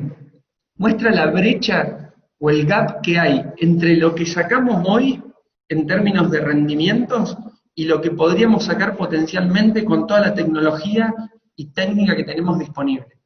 Fíjense que tanto en maíz, como en trigo, como en soja y en la misma ganadería de carne, estamos a un 60%, para redondear, ¿no? Tenemos todavía un gap de un 40%. Es decir, recombinando y utilizando mejor la técnica y la tecnología que tenemos hoy, podríamos estar sacando bastante más de lo que hoy sacamos. Ahí hay un claro desafío que tiene que ver, como lo mencionaba, con la incorporación de técnicas y tecnologías que hoy están, desde mi perspectiva, subutilizadas. Muchas de ellas apuntan a la eficiencia, o van a permitir ganancias de eficiencia, y que hoy todavía no están usadas. Algo más sobre esto, sobre este gran desafío de aumentar la producción minimizando impactos. Se da una especie de paradoja. Nunca antes hubo tanta tecnología disponible, principalmente digital, y sin embargo la usamos muy poco. Esa figura que está ahí es un reporte que hace todos los años la consultora McKinsey del nivel de digitalización de distintas industrias en el mundo. Lo que muestra en el eje en las filas son distintas industrias, medicina, seguros, etcétera, incluida la agricultura, y lo que muestra en las columnas son distintos procesos de esa industria. La agricultura está al fin de la tabla, en rojo. Es la menos digitalizada de todas las industrias que se analizan en este reporte. Ahí hay un desafío, porque la oferta de tecnología digital es muy grande hoy en el agro. Otra expresión de esta necesidad de aumentar la producción, minimizando impactos. Rediseñar los modelos de producción actuales. Los modelos de producción actuales han sido muy exitosos para lograr ese gran aumento, principalmente en la agricultura que yo les mostré. Sin embargo, muestran síntomas de agotamiento. ¿Qué muestra esta figura? Muestra que han aumentado muchísimo en el último tiempo las malezas resistentes y tolerantes a herbicidas. Eso hace más costoso y con impacto negativo más grande el control de malezas en la agricultura. Y ese es un gran tema de los agricultores. Otra expresión de esto es que de la manera en que hemos hecho la agricultura en el último tiempo, hemos perdido carbono del suelo. Eso es malo para el suelo, es malo para la atmósfera. Es lo que muestran las figuritas que están acá. A la izquierda es la situación virgen, prístina, y a la derecha es la situación en lotes que han tenido, o en superficies que han tenido agricultura en los últimos 30 o 40 años. Y acá también hay un desafío. Otro desafío en esto de aumentar la producción a la vez que minimizamos el impacto tiene que ver con la variabilidad y el cambio climático. Es sabido por todos, pero la agricultura y el agro es una industria a cielo abierto, expuesto completamente a las variaciones caprichosas del clima, y acá hay un gran punto. Puse solamente como ejemplo esto, la sequía que hubo en la campaña 17-18, que impactó fuertemente en el rendimiento de los cultivos, en la ganadería y demás, y que significó una pérdida del orden de los 2.100 millones de dólares. La posibilidad de diseñar sistemas que enfrenten mejor la variabilidad y el cambio climático en un contexto en el que el clima indudablemente está cambiando es parte de lo que necesitamos para cumplir este desafío de aumentar la producción minimizando impactos. Y lo otro es reducir las emisiones, lo otro relacionado al clima. En Argentina el 39% de las emisiones de gases de efecto invernadero, que son parte del origen del cambio climático, vienen del sector agropecuario, y es mandatorio para nosotros encontrar técnicas que disminuyan las emisiones para contribuir menos o para mitigar el cambio climático. Segundo desafío, para ir terminando en los 3-4 minutos que me quedan, Guido seguro me lo va a marcar, esto es más corto, hay una gran necesidad de refundar la relación entre el sector agroalimentario y la sociedad en general. Número uno, para disminuir la conflictividad. A medida que la población se volvió más urbana y que la producción se especializó, se armó como una grieta. Y hoy hay mucha conflictividad entre la sociedad que vive en las urbes y quien lleva adelante la producción. Este mapa es un reflejo de eso. Son distintos conflictos ambientales mapeados en distintos lugares del mundo, y les puedo asegurar que en Argentina hay uno por cada departamento agrícola del país. Y acá hay un gran desafío para nosotros. El otro desafío es, bajo este paraguas también de refundar la relación entre el agro y la sociedad, es convertirnos en un sector atractivo. Hoy, para las nuevas generaciones, la naturaleza de las actividades rurales no tiene nada de atractivo. Hicimos hace un tiempo una encuesta en CREA en la que le preguntábamos a los tamberos, ¿vos recomendarías tu trabajo a un joven? 65% decía que sí. Y después le preguntábamos, ¿y si ese joven fuera tu hijo, se lo recomendarías? 35% decía que sí, ahí. Y yo creo que si le preguntábamos al hijo si le gustaría trabajar en el tambo, 0% diría que sí. Entonces ahí hay un gran desafío para nosotros, porque nos quedamos sin las nuevas generaciones, que aparte son las que traen las nuevas tecnologías. Sumado a eso, y parte de la explicación es que los caminos rurales o la infraestructura rural en general es bastante deficiente. Eso que está ahí es un mapeo que se hace para evaluar el estado de los caminos rurales en tiempo real, una herramienta colaborativa, mucho naranja y rojo nunca es bueno en un mapa, lo que está reflejando ahí, lo digo como chiste, ¿no? Lo que está reflejando ahí es que una gran parte de los reportes de caminos, del estado de caminos rurales que hacen muchos productores en gran parte del territorio argentino, dicen que los caminos son malos. Y sumado a eso, según el Censo Nacional 2008, 65% de las explotaciones agropecuarias, de las EAPs, reporta no tener acceso a Internet. Para cerrar, ya sobre la hora, el tercer desafío es capturar nuevas oportunidades de negocio, ¿no? Producir nuevos productos e implementar nuevos procesos. Hoy, gracias a las tecnologías, el agro no solamente puede producir granos, leche, carne, sino que puede producir bioenergía, biomateriales, bioinsumos.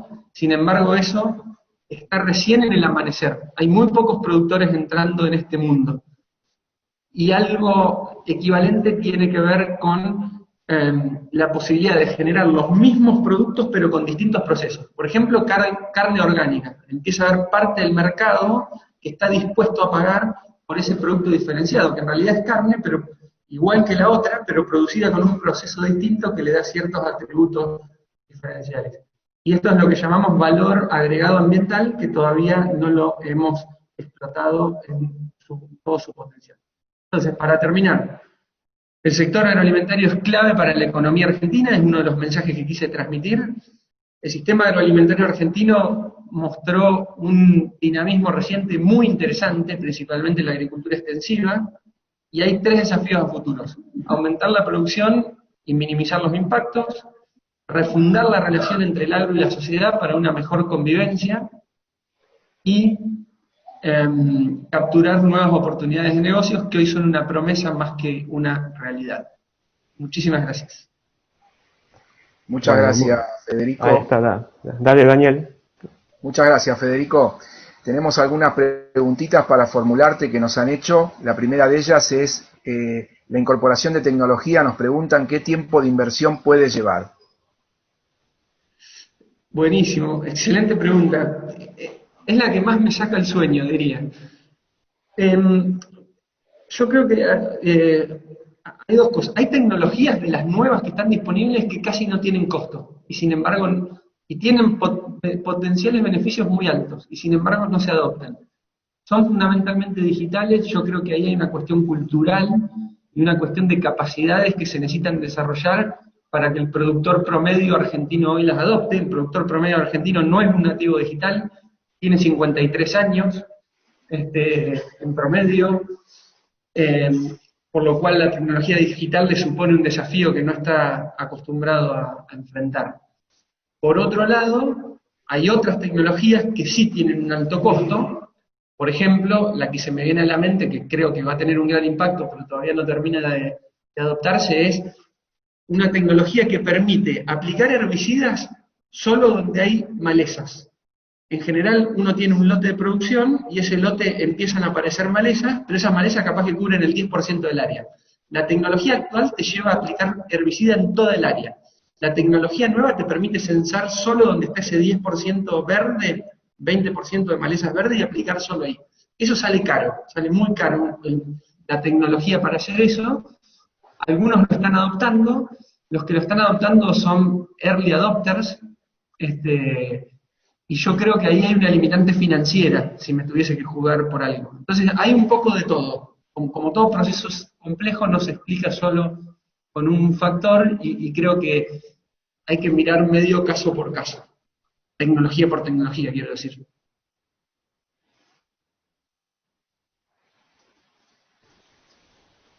Bueno, muchas gracias. No sé si me están escuchando ahí porque estoy con algún problema de conectividad.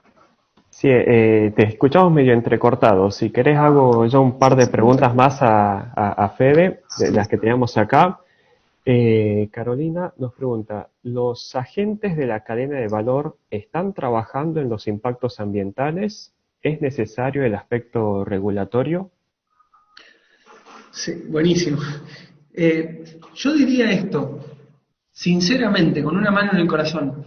Los temas ambientales, sintiéndome parte de la cadena, por supuesto, ¿no? Vivo, respiro la cadena agroindustrial.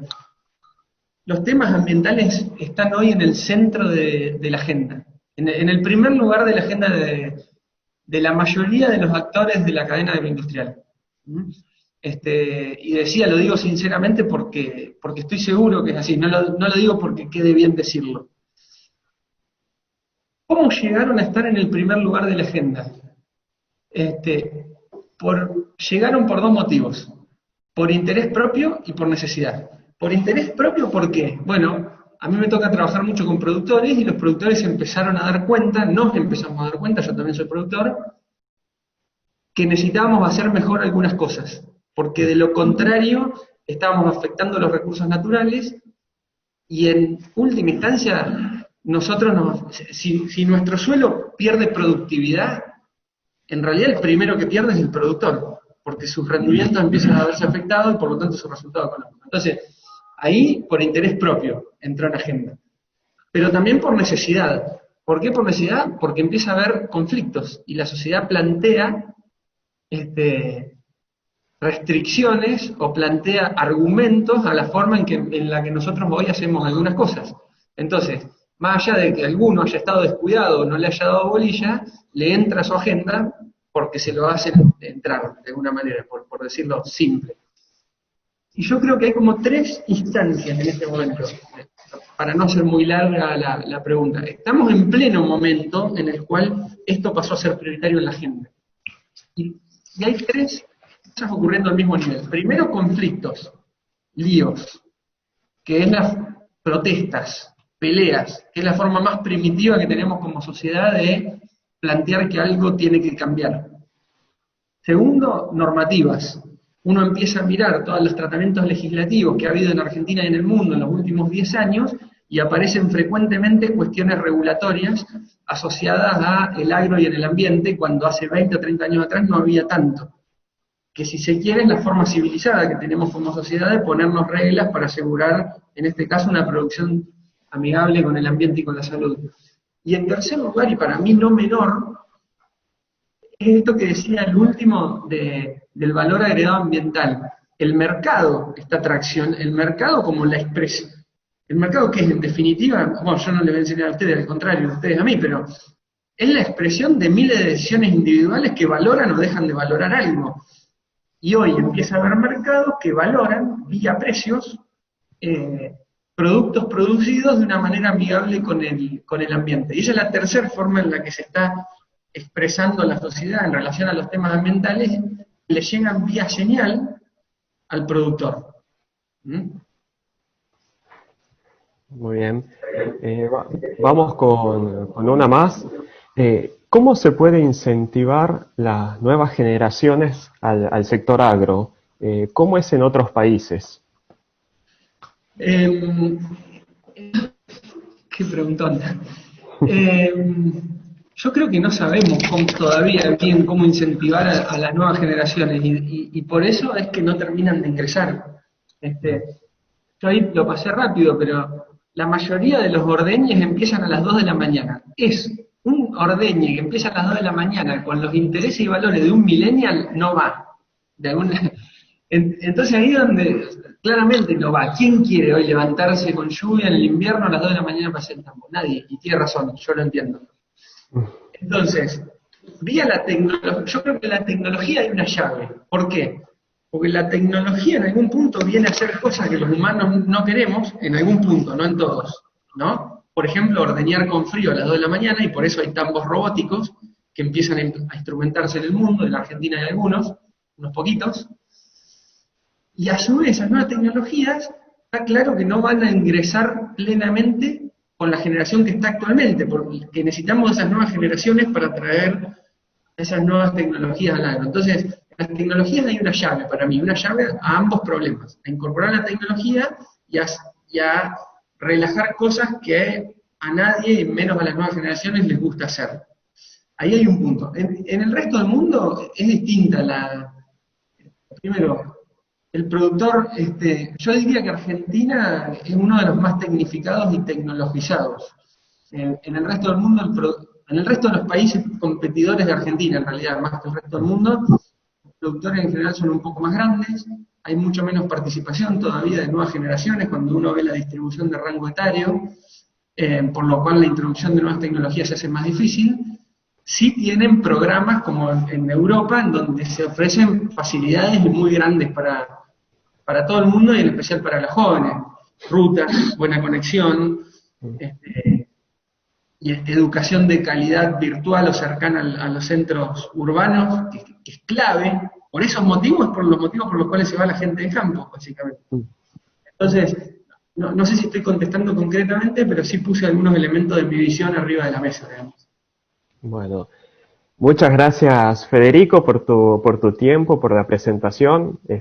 Fue muy interesante, como todos los trabajos que siempre se plantean desde CREA, así que bueno, muchas gracias y seguramente te estaremos invitando para otras ocasiones.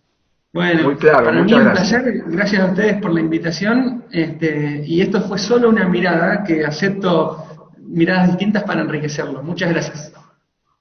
No, gracias a vos. Bueno, Guido, si te parece, gracias Federico, muchas gracias. Si te parece, continuamos Perfecto, Daniel.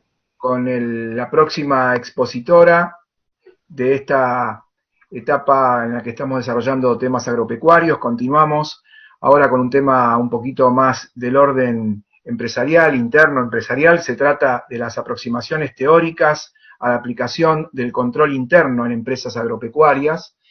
Y para ello recibimos y agradecemos la presencia de Florencia Burns, que es profesora asociada, investigadora de la Universidad de la Cuenca del Plata, jefa de trabajos prácticos de la Universidad Nacional del Nordeste, consejera consultiva de la Facultad de Ciencias Económicas Empresariales, capacitadora del programa Corrientes Emprende, contadora pública, licenciada en Administración y profesora de Ciencias Económicas, especialista en contabilidad y auditoría por la Universidad Nacional del Litoral. Bienvenida, Florencia, muchas gracias.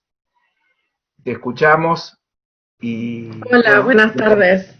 ¿Cómo están? Muy ¿Me bien. escuchan correctamente? Sí, perfecto. Bueno, muchas gracias por la invitación. Y si les parece, bueno, comparto mi presentación.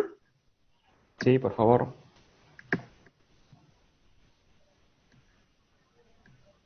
A ver si se ve ahí correctamente.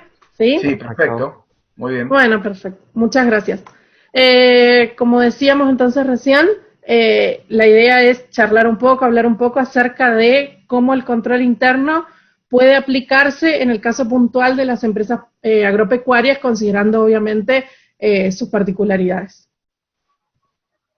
En ese sentido, pensando en el control interno, es que es necesario que en primera instancia reconozcamos que se trata de una herramienta de gestión sumamente importante, necesaria, que optimiza en gran medida los procesos que se dan en las organizaciones.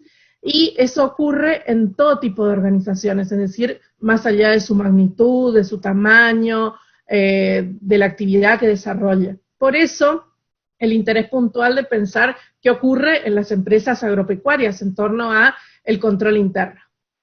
Así pensado, el control interno dentro de la empresa agropecuaria plantea para los profesionales y para los que se encuentran en el área de gestión, la idea de ponernos a pensar de qué manera lo podemos adaptar a las pautas de gestión y a las pautas de producción que tiene este sector. Es un sector donde, bueno, el área productiva o las actividades productivas son la principal preocupación y se trata de el lugar donde se pone más el énfasis, mientras que por ahí a veces las actividades de gestión, considerando el control puntualmente como una de las funciones de la administración, bueno, a veces se dejan de lado y entonces es momento de poder replantearlos un poco más. Por eso entonces el objetivo es poder comunicar de qué se trata el control interno en general y principalmente ver cómo se podría aplicar al caso específico del área agropecuaria, a través de una metodología de índole cualitativa en esta oportunidad. En primera instancia, entonces, nos tenemos que poner a pensar de qué hablamos cuando hablamos de control interno.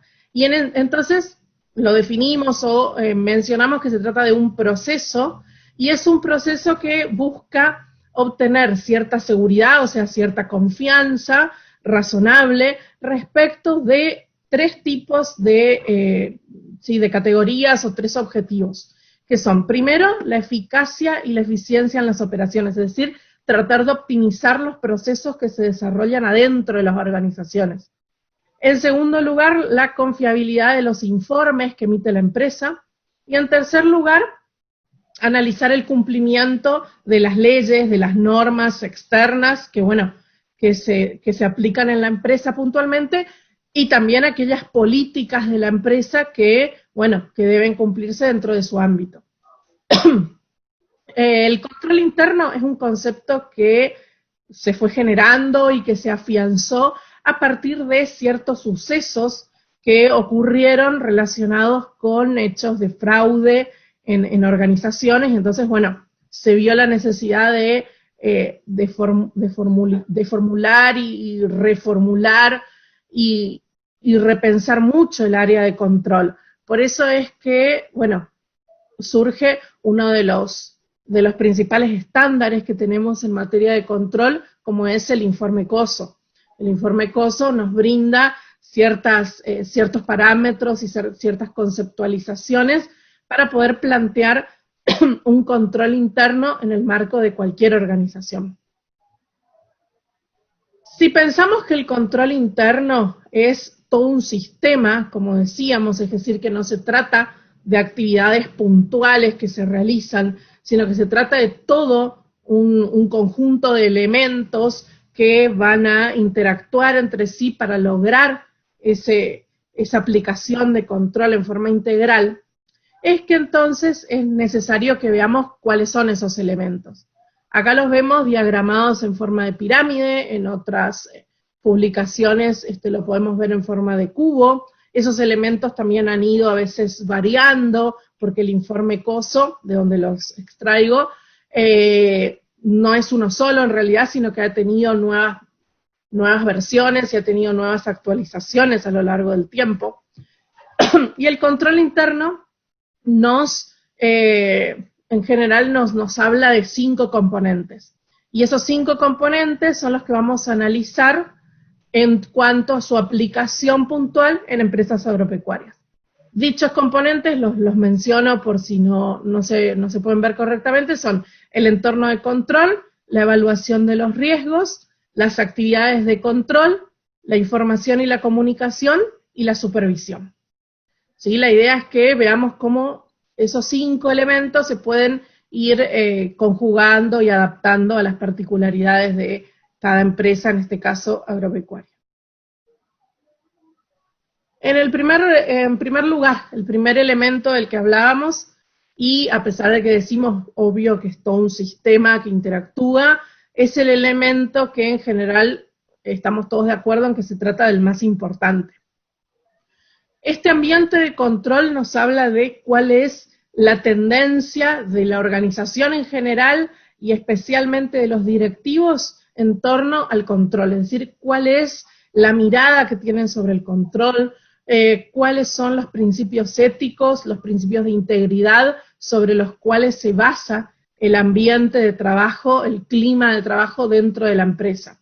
Es decir, si son climas donde predomina el control y donde el control se ve como algo apropiado y como algo que nos ayuda a mejorar y que nos ayuda a analizar ciertas oportunidades para seguir creciendo y aprendiendo. En ese sentido, a veces las empresas agropecuarias tienen un poco descuidados ciertos elementos formales, ¿sí? Que por ahí se encuentran, pero no se encuentran documentados. Por eso la propuesta de aplicaciones, entonces, tender a documentar cierta información. Por ejemplo, las descripciones de los puestos de trabajo, los organigramas, los manuales de funciones, quizá manuales de proceso, que a partir de su documentación, entonces se logra que toda la organización comprenda de qué manera se trabaja y cuáles son los parámetros que esperamos.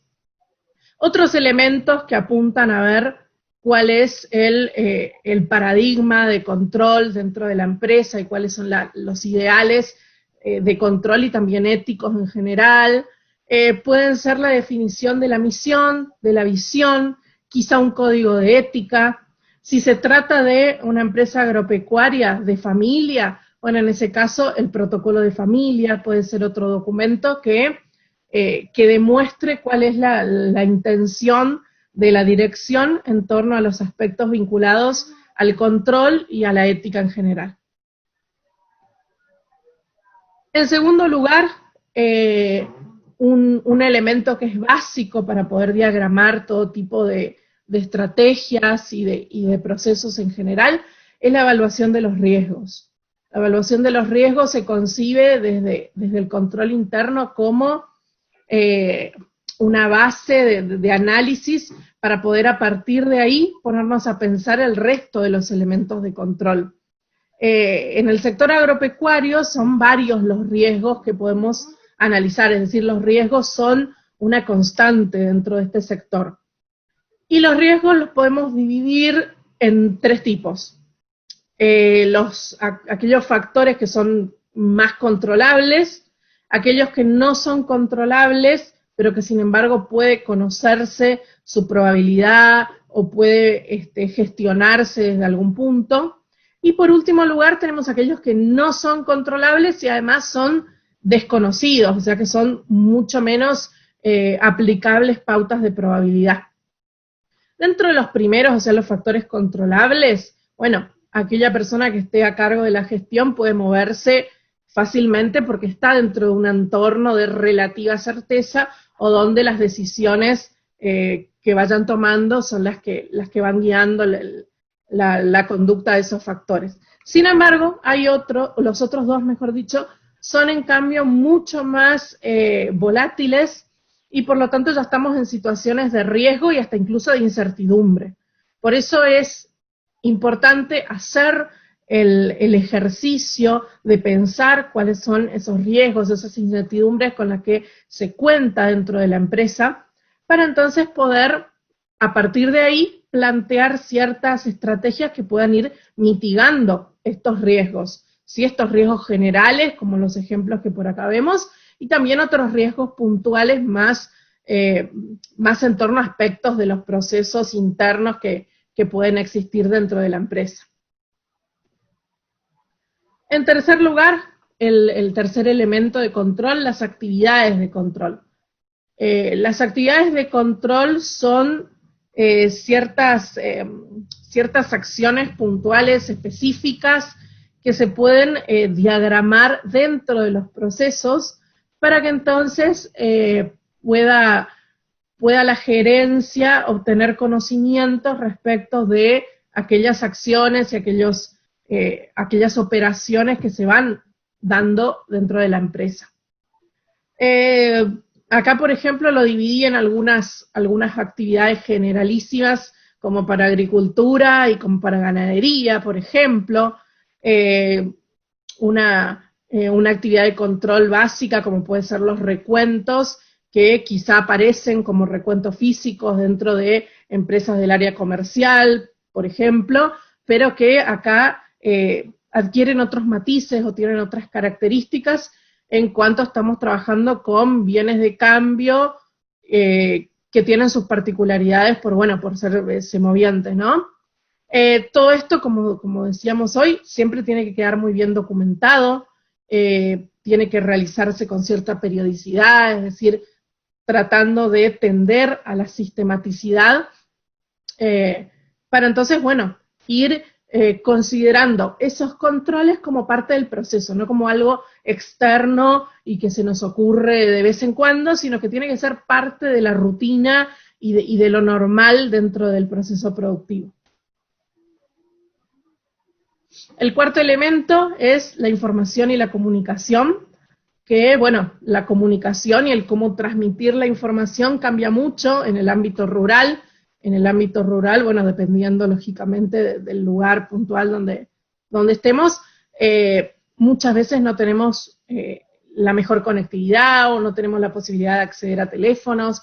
Hay otros medios de comunicación, a veces se cortan las comunicaciones periódicamente, o sea, tenemos que acceder a otro tipo de elementos, como pueden ser las comunicaciones verbales, en muchos casos, comunicaciones verbales personalmente, o quizás comunicaciones verbales incluso a través de radio o de teléfono, y eso hace también que a veces se dificulte un poco la comunicación. Por eso es interesante, y este elemento se puede aplicar al sector, considerando la posibilidad de diagramar ciertas reuniones, tratando de fomentar la comunicación dentro de todo el equipo de trabajo, es decir, no solamente aquellos que forman un departamento, sino también haciéndolo en forma ascendente y descendente para que todos puedan entonces conocer de qué manera se trabaja dentro de la organización y entre todos puedan aportar a el conseguir los objetivos, por supuesto. Y claramente es necesario que se pueda realizar una escucha, porque esta comunicación no solamente es para dar información, sino que también nos permite recibir información, entonces tener una retroalimentación y poder ir siempre considerando esas oportunidades de mejora y de crecimiento. Y por último lugar, la función de monitoreo como parte del control interno, el monitoreo como supervisión, es decir, como el control del control. Quizás dentro de una empresa agropecuaria puede plantearse no necesariamente como una persona o una unidad que se dedique específicamente a realizar estos controles, sino que quizás, esta supervisión, sino que quizás pueda hacerse mediante reuniones periódicas donde se pueda tender hacia la autoevaluación, siempre pensando en el crecimiento y en tratar de conseguir los objetivos de la organización. Y como decíamos a lo largo de todos estos minutos, siempre tratar de documentarlo y tratar de ir generando la mayor cantidad de documentos que nos permitan entonces conocer en todo momento cuál es el ambiente en el que nos encontramos y de qué manera entonces podemos, a partir de donde estamos parados hoy, bueno, comenzar a mejorar y a crecer. Finalmente, a modo de reflexiones y ya conclusiones globales, no podemos dejar de decir que el control interno es una herramienta muy importante para todo tipo de organizaciones. Si bien no va por sí sola a garantizar que ninguna empresa sea óptima en todos sus procesos, sin embargo, es una herramienta que ayuda en gran medida a lograr la eficacia y la eficiencia dentro de las operaciones, ¿no? En el caso puntual de las empresas agropecuarias, estas se pueden ver muy favorecidas del control interno, ya que les va a permitir reforzar y poder repensar sus estrategias de gestión. Y de esa manera, entonces, generar un tipo de manejo que permita alcanzar los objetivos y que permita a las empresas subsistir y, obviamente, oportunamente ir creciendo y formándose. El control no debe ser impuesto, sino que debe ser pensado como parte de la cultura organizacional. Muchas gracias. Bueno, Florencia, muchas gracias. Muy claro, muy interesante. Queríamos hacerte algunas preguntitas que nos han llegado ya. Arranco yo con una propia que es, bueno, estás hablando del control interno y me imagino que en el sector agropecuario habrá muchas empresas familiares, ¿no? O habrá un segmento importante de empresas familiares. ¿Cómo ves la posibilidad de un control efectivo y que dé resultados en el marco de las empresas familiares que sabemos que tienen culturas especiales cadenas de mando que no son las habituales dentro de las empresas. ¿Cómo lo ves ese tema? Bueno, sí, gran parte de las empresas agropecuarias son efectivamente de familia, la mayoría no tienen contratada una gerencia profesional, sino que son los mismos miembros de la familia quienes se encargan de la gestión. Y bueno, obviamente, como decías, convive lo que es el sistema empresarial con lo que es el sistema familiar, y entonces, bueno, eso puede generar ciertas cuestiones. En torno al control en ese sentido,